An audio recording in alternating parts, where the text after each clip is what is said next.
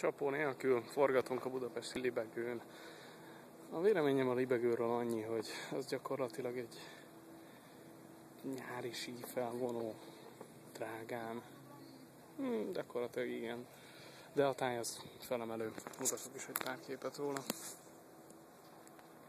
Ez ott szembe Pest. Ez meg itt Buda.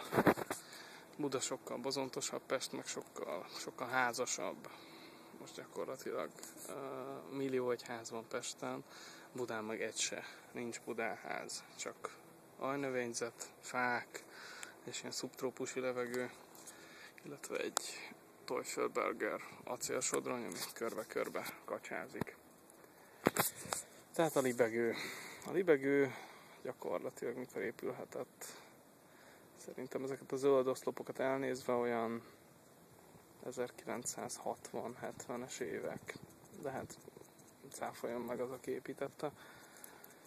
Vagy aki ezt betonozta. Úgyhogy ez a véleményem a libegőről, és kaptam egy SMS-t. Meg is fogom nézni. De azt ti már nem látjátok.